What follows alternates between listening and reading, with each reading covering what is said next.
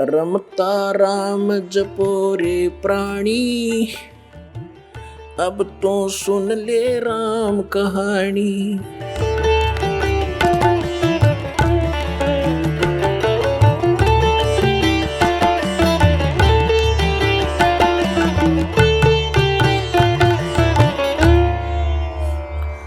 उधर से सिकंदर लोधी का जो गुरु था शेख तकी, वो रेस्ट हाउस में ही रह गया था और सिकंदर लोधी के साथ वो रामानंद जी के आश्रम में इसलिए नहीं गया था कि मैं इन हिंदू काफरों के मंदिरों में नहीं जाता, इनके आश्रमों में मैं नहीं जाता, क्योंकि मैं श्रेष्ठ हूँ। और यह श्रेष्ठ वाली बीमारी जीव न मारे। यह श्रेष्ठ तो एक ही है, उत्तम पुरुष है तू अन्य। वो श्रेष्ठ तो वो परमात्मा ही है, बाकी अपने आप में श्रेष्ठ क्या है, वो उसकी भूल निरी है, वो बहुत भूल में है, गलती में।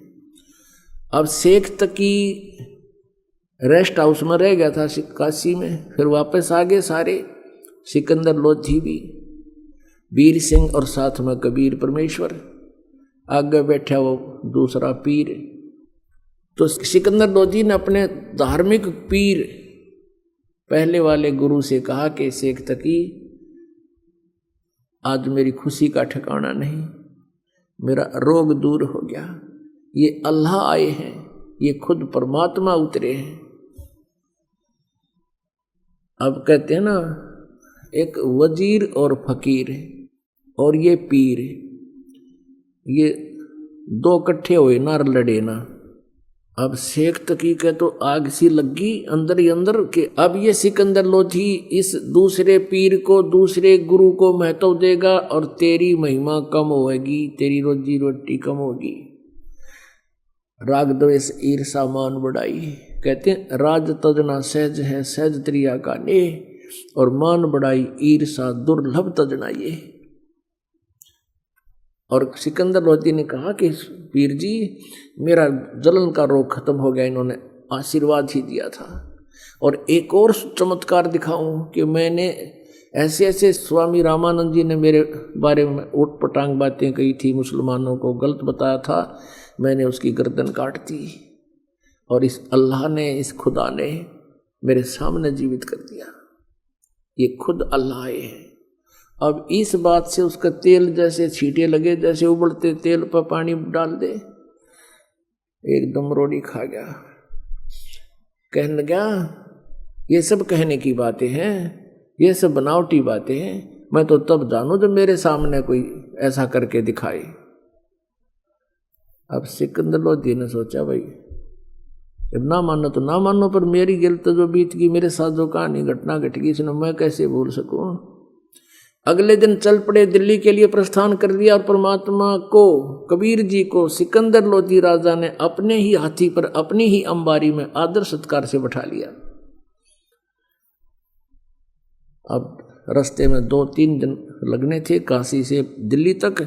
रास्ते में एक जगह पड़ाव किया, दरिया को देख करके उसके साथ रात बिताने के लिए वहाँ अपना लगा दिया पड़ाव, टेंट लगा दिए, अलग अलग विश्राम करने लगे।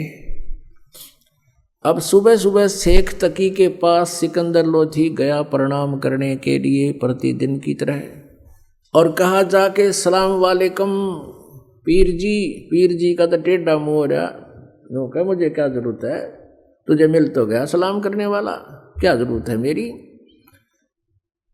और ठीक है, मैं अब जाके सारे मुसलमानों को बता दूंगा कि राजा तो काफिर हो गया, हिंदू को गुरु बना लिया। अब सिकंदर लोधी के पांव तले की धरती खिसकी कि जाते काम करेगा, और मानना ना, सुनता नहीं कति। सिकंदर लोधी ने कहा पीर जी ऐसी क्या गलती होगी कि तुझे तो भगवान मिल गया, अल्लाह मिल गया, अल्लाह आकार में आने लग गया है, हमारे मुसलमान धर्म के विरुद्ध तू बातें कर रहा है। और केवल हमारे हजरत मोहम्मद जी ने ही एक गाय को जीवित किया था, एक बकरे को जीवित किया था। कहते तू इसको अल्लाह मानता है, मैं नहीं मानता, और मुसलमान समाज को कह दूंगा यह सारी कहानी, फिर तू जाने वो जाने। अब सिकंदर को पता था ये नाश करेगा जाते ही। सिकंदर लोधी वापस आ गए टेंट में, जहां कबीर जी विराजमान थे। सिकंदर लोधी के चेहरे की उदासी देखकर भगवान ने पूछा कि राजन, कोई राजकाज की बुरी खबर सुन ली क्या? आप मायूस कैसे हैं? तो सिकंदर लोधी ने कहा, प्रभु क्या बताऊं, अब मेरे दुख ने मैं जान सकता हूं, मेरे साथ बीती हुई घटनाओं से मैं परिचित हूं, ये पीर जी नहीं जानता।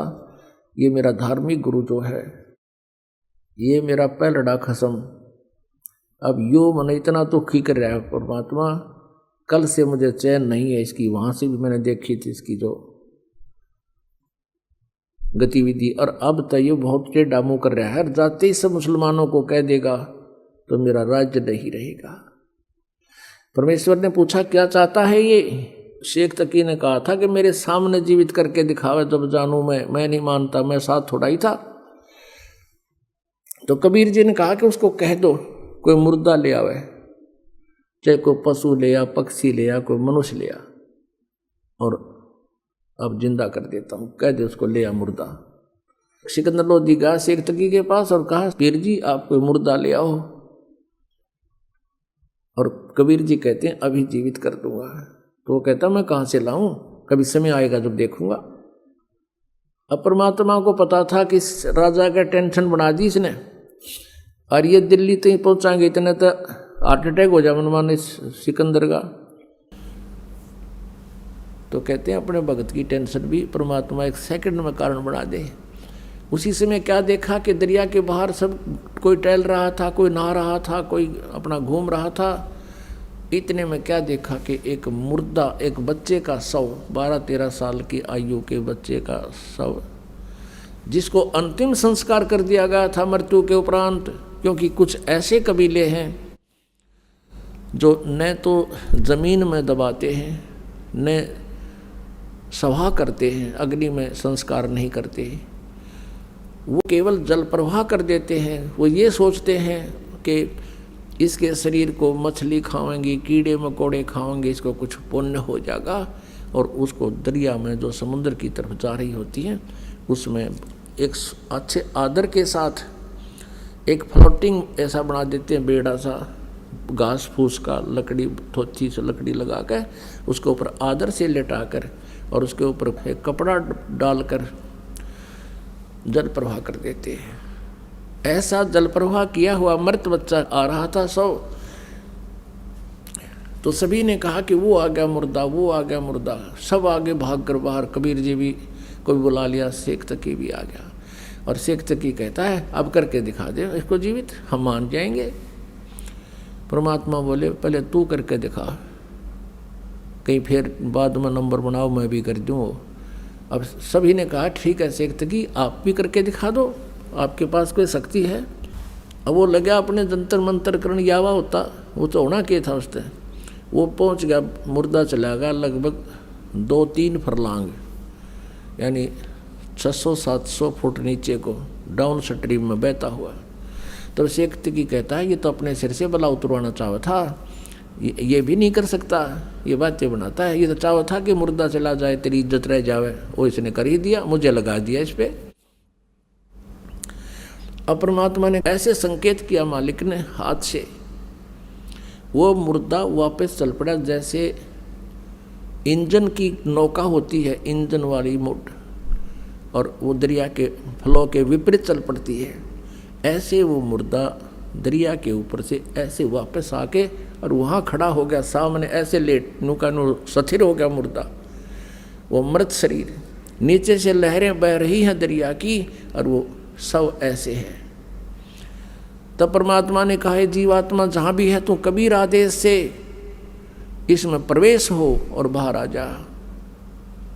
इतना कहना ही था प्रभु का कि सारे शरीर में कंपन होने लगी और वो बच्चा एकदम खड़ा होकर और तैरता हुआ बाहर आया और परमात्मा के चरणों में दंडवत प्रणाम किया। बोलो बंदी छोड़ कबीर साहेब की जय।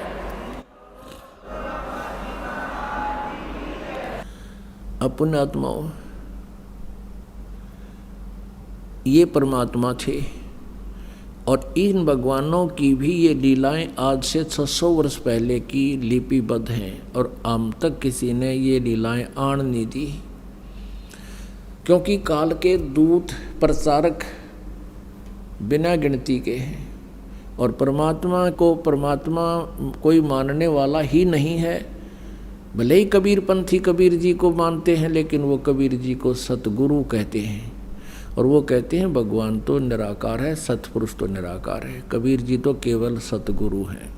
बंदी छोड़ कहा करते हैं कि काल ने ऐसा जुल्म कर रखा है कि भगवान की महिमा को नाश कर दिया। आप सुन रहे थे जगत गुरु तत्वदर्शी संत रामपाल जी महाराज जी के मंगल प्रवचन। अधिक जानकारी के लिए विजिट कीजिए हमारी वेबसाइट www.jagatgururampalji.org। संत रामपाल जी महाराज जी के शुभ आशीर्वाद से पूरे विश्व भर में 500 से भी ज्यादा नाम दीक्षा केंद्र हैं, जिन पर संत रामपाल जी महाराज जी द्वारा ऑनलाइन निशुल्क नाम दीक्षा दी जा रही है। अपने नजदीकी नाम दीक्षा केंद्र का पता करने के लिए संपर्क करें 8222880541।